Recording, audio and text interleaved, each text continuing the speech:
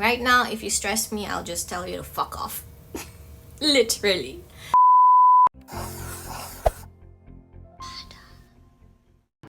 Hola, I'm Fada and welcome to the channel. So I recently started my PCOS Girlies series on my channel, and I was just telling you guys about all the things I've been doing to help my PCOS, which I was so excited to share about because my PCOS is right on check right now for the past, I think, 6 months now. But some of you have called my attentions and sent me some messages saying, girl, we don't know your PCOS journey. And I'm like, oh yeah, I never actually told you guys my PCOS history, which is crazy. So in this episode of PCOS Girlies, I actually made a spreadsheet. So it's gonna be about my PCOS history. I don't know if you can see it, but yeah. So if you see me looking down, I'm just looking at this. So let's start this episode with when my PCOS started, which was a million years ago. Of course, that's a lie. I can't be alive a million years ago. So my PCOS history actually started way back 2018, which is approximately 8-9 years ago. Damn. That means I've been dealing with this for a long ass time. So I was first diagnosed with PCOS officially 2018. But prior to that, during my medical technology days, I was already having like irregular periods, but during those days, I think that's like early 2000s, we didn't really think of such things. We didn't have the internet in our palms that easy that if you have a symptom, you can just go search Dr. Google and it will tell you what's happening. And I'm not sure if PCOS was already really a thing then. So that's when I think it really started, but I was not officially diagnosed then. Then during my medical technology days, I would have my period like every 2 or 3 months. It would even take some time, like sometimes I won't have it for at least 6 months, but I didn't really care. I didn't have any other symptoms then. But during 2018, when I was already in medical school, I was already a med student, we were having second year med school. Yeah, we were at second year med school, and this is when the nitty-gritty of med school really starts. Our schedule then was like 7 to 7 p.m. I would literally come home crying because I was so tired. I didn't know what I got myself into. I was already having doubts about med school. It was really a little bit depressive then. Then I didn't know that my stress and depressive episodes was linked to PCOS. So we were having a subject in OB-GYN that was talking about PCOS and everything else, and I haven't seen my period then for a while. So I was like, let me go get checked. So that's when I went to get checked, 2018 to be exact, July. And the OB-GYN actually knew that I was a med student, so she was really excited to explain everything. So then I had like more than 12 follicles in one ovary, in my right ovary. And she explained everything, and she told me the first medication that she could give me then, this was since way back, is birth control pills. And I've never been on a birth control pill then. Then I told her my history about my paternal and maternal side having stroke, which is directly linked to me because it's like my father and my aunt had stroke.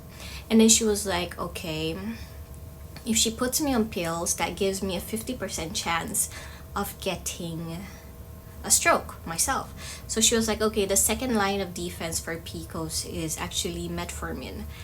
I have heard about metformin because before I actually entered med school, my sugar was off the roof. Like, they already diagnosed me as pre-diabetic then, and I didn't want to start any medications then.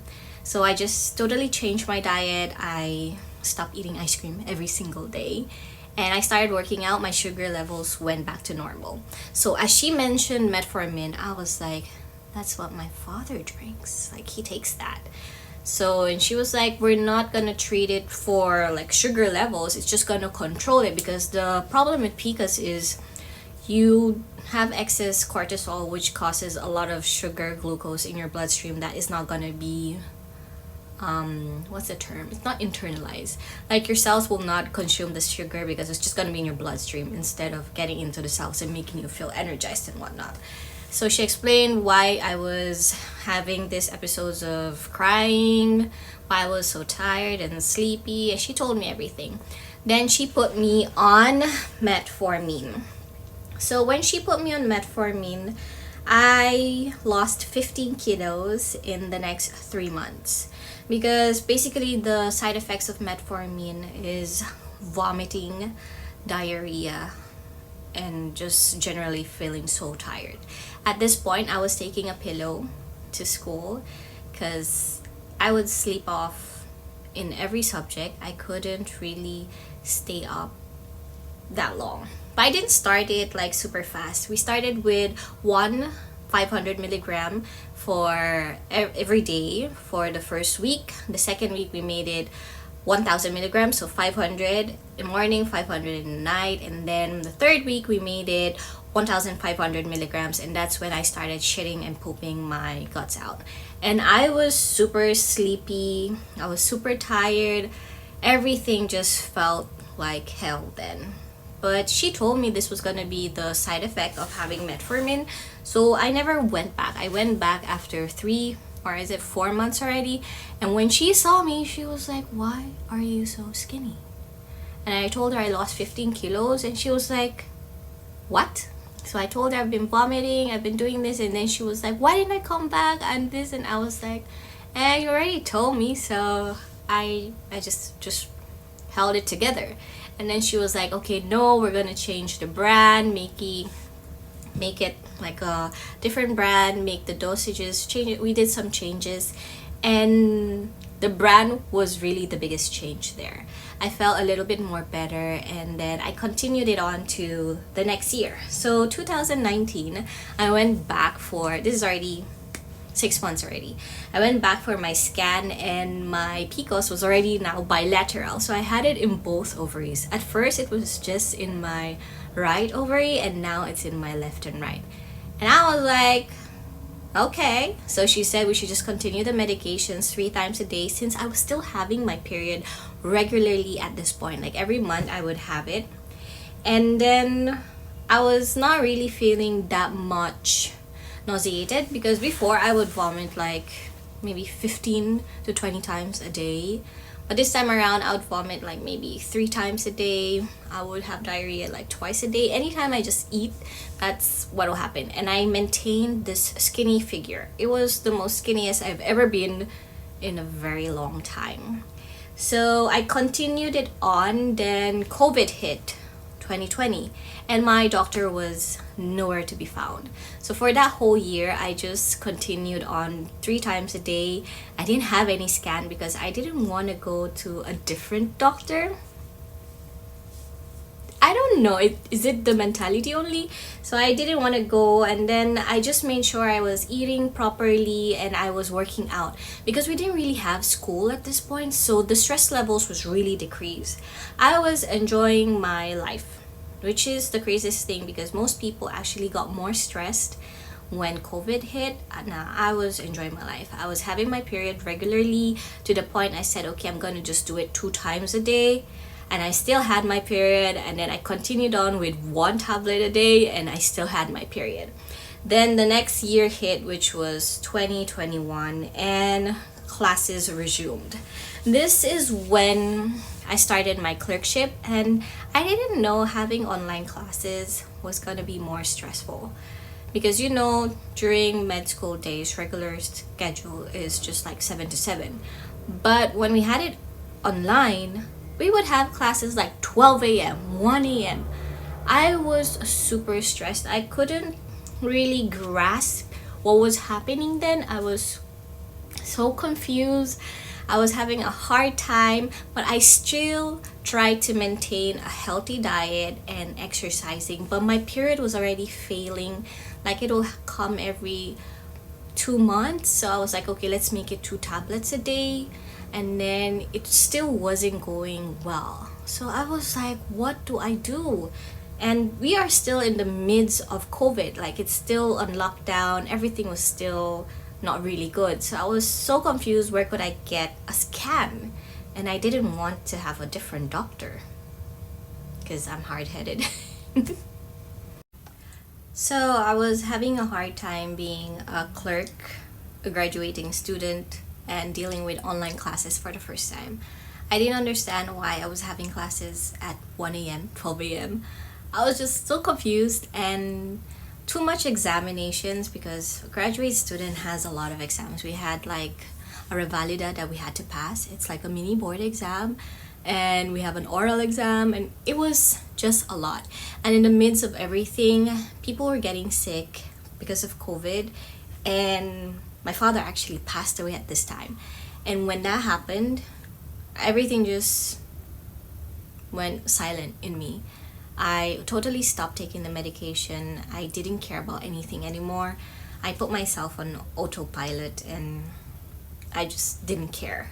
So entering early 2022, I actually passed my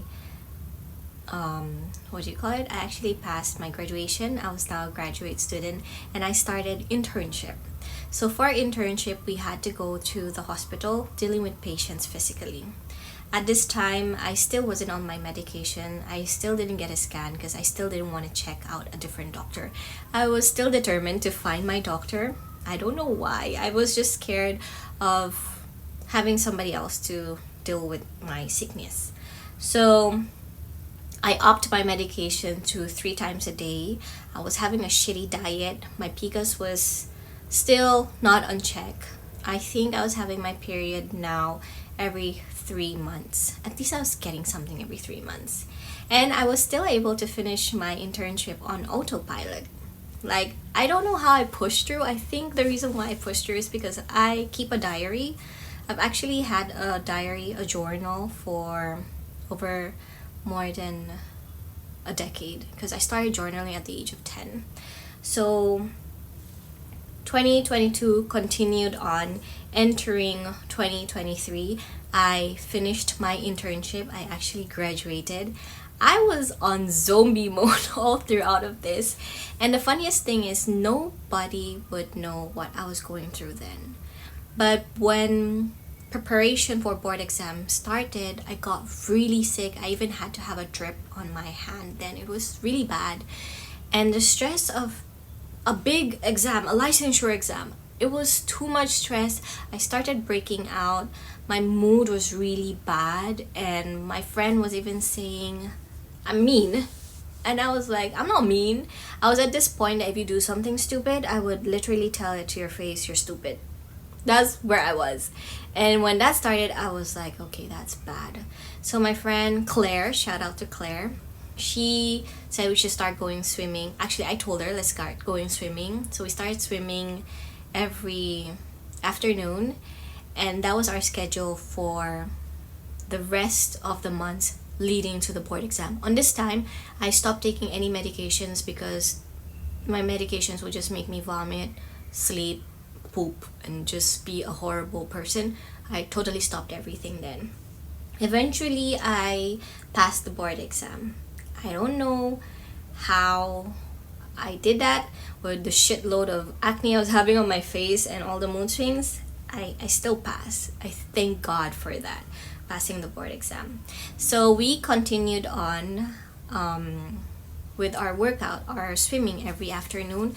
I said, okay, I'm going to turn a page. My father has passed away more than 2 years now. I should at least start living my life again.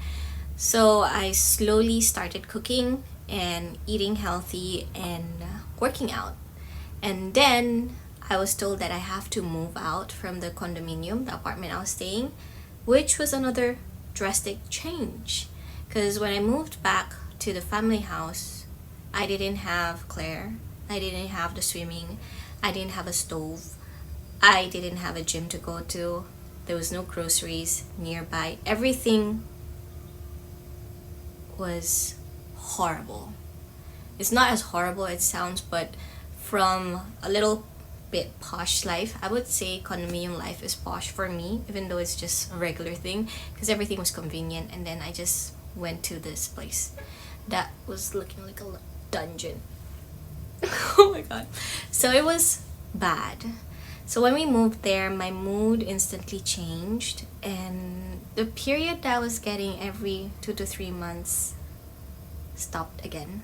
So at this point, I said, okay, it's about time to get a scan. So I got the scan, and it was only on my left ovary. I was like, okay, I know it's there. So I started working out. And at this point, I didn't get a new doctor because I'm already licensed to read it. I'm already licensed to understand it. I already know how to read it. So I was still scared of having a different doctor. So I just read it and I said, okay, I know what to do. I know how to prescribe. I started the medications again. I was vomiting again. I was just in a horrible state, but I was able to get through. Entering early 2024, I already had a job here and I had a schedule fixed.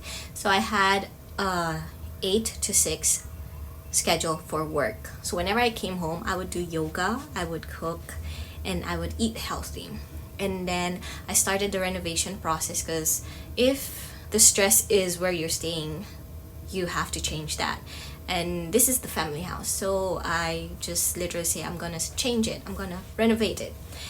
And that's what I did. I started pouring all my power on that, all my focus on that. My period at this point was back to every 2 months. And then my mom said that she was coming home early January of 2025. That stress on my head was too much. Besides the fact that I haven't lived with my mom for more than 20 years, I was a bit scared about that change, and I wanted the house to be finished before she arrived. I didn't want her to live the way I was living, because I really got sick in that house a couple of times, which is very bad. And I was pushing and pushing so hard to finish the house before January. So late 2024 October, my period stopped, even though I was on my medications, even though I was still doing yoga, even though I was still eating as healthy as I could. The stress was too much to bear. So my period stopped totally. Nothing was there. I started breaking out. I started having these emotional breakdowns. I would cry like a little baby. And January came, my mom came, the house was done. Not totally done. There was still some renovations to do, but it was already feasible. I will actually make a different episode. I think that is my adulting series of my channel. If you want to see that, you can just check my playlists on YouTube. So as that happened, I said, okay, let me get another scan. It's already 2025. It's been more than 6 months. I got another scan, and it's now bilateral. Both of my ovaries have PCOS. At this point, I was so tired of this medication I was on. I am so tired of it failing me for the past 9 years. So I said to myself, I'm gonna put this into my hands. And the very first thing a doctor would tell you if you are diagnosed with PCOS is lifestyle changes, which encompasses of your diet and exercise and stress management. Since I already know this, that's what I did. And I am happy to say, starting this March, so that's like March, April, May, June, July, August. So we're already in 5 months, entering 6 months. I've been having my period by myself with no medications. I am on a couple of supplements just because I want to have those supplements. But I only started the supplements 3 months ago. And my period actually has been on point every single month starting March with no medications. Just purely a clean diet, regular exercise, and a lot of stress management. Right now, if you stress me, I'll just tell you to fuck off. Literally. I don't eat super clean, but majority of it, 70% of it will be clean. I still have the 30% of eating all the juicy things I shouldn't be eating. I don't really work out every single day, but I do make sure I would work out at least twice a week. That's why I started my PCOS journey, PCOS girlies with you guys, and I was super excited to just start blabbing about me having my period every month on the same exact date without any fail. It could even be earlier. So that is why this started. So if you like videos like this, just comment down below. I'll see you guys next week, I guess. Bye for now.